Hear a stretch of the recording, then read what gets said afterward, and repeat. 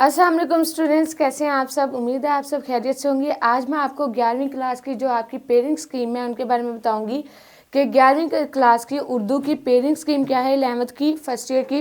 आपका उर्दू पेपर किस तरह से आएगा वो हम डिस्कस करेंगे। उसके अलावा आपको आपने तैयारी कैसे स्टार्ट करना शुरू करनी है, या आपकी कौन कौन सी चीज़ें किस तरह से अगर आप अटैम्प्ट करेंगे तो आपके मार्क्स अच्छे आ सकते हैं, उनके बारे में देखेंगे। तो सबसे पहले आप देखें, हमारे पास जो क्वेश्चन नंबर 1 होगा वो है हिस्सा मरूजी का, जिसमें आपके MCQs आ जाएंगे।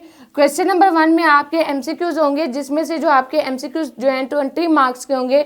अब 20 मार्क्स को किस तरह से उन्होंने डिवाइड किया गया है।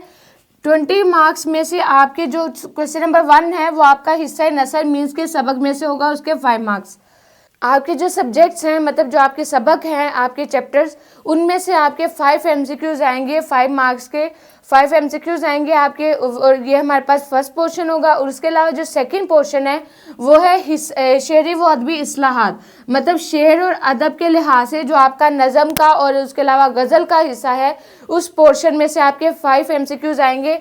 इसके अलावा मतलब आपके पोर्शन 5 शेर और गज़ल के जो पोर्शन है, शायर और गज़ल, उसमें से आपके 5 MCQs आएंगे। और 5 MCQs जो हैं आपके वो काफिया, रदीफ, मतला, कतला और मक्ता और तलमी, इस्तारा, तशबिया, इनमें से आपके 5 MCQs आएंगे। मतलब आपकी इस तरह से ये 10 मार्क्स की डिवीजन की गई है कि जो 10 मार्क्स आपके होंगे इसमें आपके MCQs के वो आपके नज़म और शेर, इनमें से आएंगे 5 मार्क्स और 5 MCQs। और इसके अलावा 5 MCQs जो हैं वो आपके रदीफ, मतला, मक्ता, तलमी और इस्तारा, तशबिया, इनमें से आपके 5 MCQs आएंगे कि इनको जुमलों में किस तरह से इस्तेमाल किया जाता है, या इसको तशबीह देकर इस तरह से आपके MCQs पूछे जाएंगे। नेक्स्ट हमारे पास जो आपके 5 मार्क्स रह गए, 5 मार्क्स आएंगे आपके तज़कीर व तानीस। तज़कीर व तानीस को जुमलों में सही से किस तरह से इस्तेमाल किया जाता है, 5 मार्क्स आपके उस चीज़ के होंगे। ये हमारे पास था क्वेश्चन नंबर 1, जिसमें आपके MCQs का पोर्शन था। और MCQs को किस तरह से डिवीजन की गई वो आपको बताया कि इस तरह से उसके मार्क्स की डिवीजन की गई जाएगी। और इसके अलावा जो आपका क्वेश्चन नंबर 2 है वो होगा शेर का। और क्वेश्चन नंबर 2 आपका इसी तरह आपका आ गया नज़म का और गज़ल का। अब ये इंशाइया हिस्सा के टोटल आपके 80 मार्क्स होंगे। इंशाइया हिस्सा जो है, जो कि आपका सब्जेक्टिव पोर्शन होगा, उसमें क्वेश्चन नंबर 2 आपका फर्स्ट सबसे पहले आ गया नज़म। नज़म के आपके कोई से 2 शेर गिवन होंगे और दोनों शेरों की आपने तशरीह करनी होगी। और इसमें तशरीह का क्या होगा कि आपके ये जो यहाँ से 2 मार्क्स हैं, 2 मार्क्स आपके जाएंगे नज़म के शायर का नाम के, वो नज़म किसने लिखी है, और इसके अलावा नज़म का नाम, इसके आपके 2 मार्क्स होंगे। नज़म के नाम के 1 मार्क्स और उसके शायर का नाम उसका दूसरा मार्क्स। आपके 2 मार्क्स जो है ऐसे कवर हो जाएंगे। जो तशरीह आप करेंगे उसकी टोटल 8 मार्क्स होंगे, इसलिए आपने उनकी तशरीह अच्छे से करनी है। एक शेर की जो तशरीह के मार्क्स होंगे वो 4 होंगे, 4 मार्क्स होंगे। नेक्स्ट हमारे पास आ गया इसी तरह गज़ल। अब गज़ल किसने लिखी है, उसके शायर का नाम, उसका 1 मार्क्स होगा। इसकी डिवीजन ऐसे की गई है आपकी कि गज़ल के शायर का नाम आपका उसका 1 मार्क्स आपको मिलेगा। और उसके अलावा 9 मार्क्स आपको मिलेंगे गज़ल की तशरीह के। जो आप तशरीह करेंगे, आपको 3 गज़लें दी जाएंगी और उसकी आपने तशरीह करनी होंगी। तो 3 मतलब एक गज़ल की तशरीह के आपके 3 मार्क्स होंगे।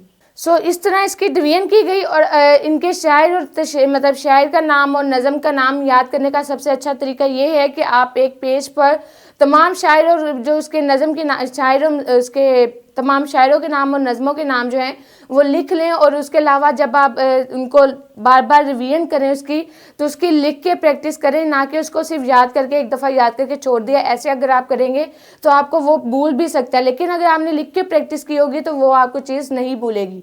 उसके अलावा हमारे पास अक्सर मतलब स्टूडेंट जो हैं वो जब इस शेरों की तशरीह पढ़ रहे होते हैं तो वो पढ़ते पढ़ते भी वो आप ये ध्यान में रखा करें कि ये शेर जो है इसको इस शायर ने लिखा है। जब आप ये चीज़ मतलब ये नोट की करना स्टार्ट करेंगे, नोट ध्यान से पढ़ा करेंगे, तो आपको ये भी चीज़ तब भी याद हो जाया करेगी कि ये किस शायर ने लिखी है। यहाँ पे हमारे पास क्वेश्चन नंबर 2 क्लियर हो गया। नेक्स्ट हमारे पास आता है क्वेश्चन नंबर 3। क्वेश्चन नंबर 3 है आपका स्लीस। वहाँ पे उर्दू के चैप्टर्स का आपका कोई सा भी एक पैराग्राफ आपको गिवन होगा और उसकी आपने स्लीस मतलब उसकी आपने तशरीह करनी होगी कि उस पैराग्राफ में वो क्या डिफाइन कर रहा है, उसकी आपने तशरीह करनी होगी। और उसके अलावा उसका आपने क्या कहते हैं वो पैराग्राफ कहाँ से लिया गया है, किस सबक में से लिया गया है, सबक का नाम और उसके अलावा आपने मुसन्निफ का नाम वो भी लिखना होगा। सबक का नाम और मुसन्निफ के नाम के 1-1 मार्क्स होंगे।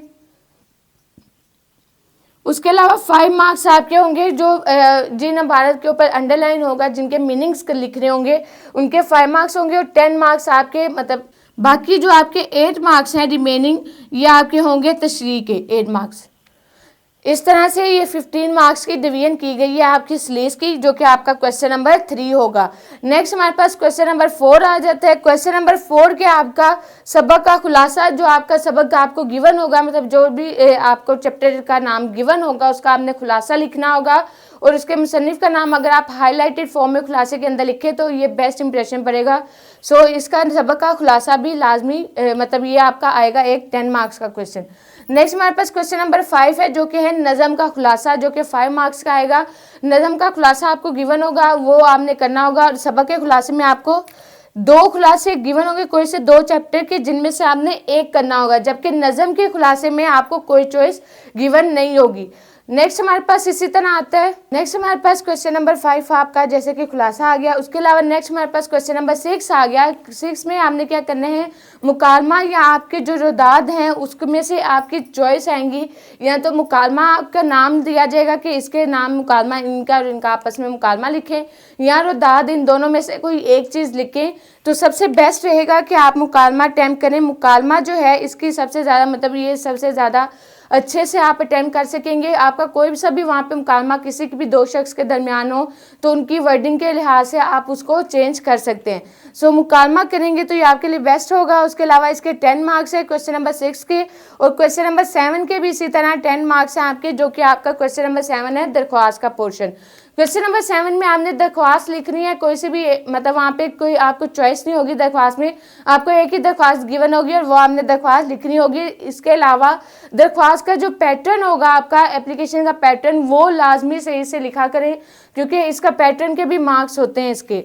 नेक्स्ट हमारे पास आ जाता है क्वेश्चन नंबर 8, जो कि आपका भारत की तलखीस। भारत की तलखीस मीन्स के वहाँ पे कोई सा भी आपको पैराग्राफ गिवन होगा, 7 क्वेश्चंस गिवन होंगे पैराग्राफ के।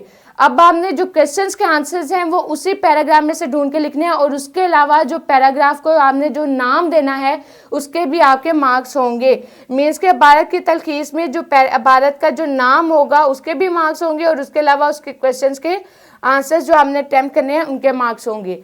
सो स्टूडेंट्स, ये थी आपकी क्लास की जो पेयरिंग स्कीम ये मैंने अभी डिफाइन की। उम्मीद है कि आपको आपका पेपर अच्छे से होगा और अच्छे से तैयारी कीजिएगा। Best of luck for your papers. फिर मुलाकात होगी, तब तक के लिए अपना बहुत सारा ख्याल रखें। अल्लाह हाफिज़।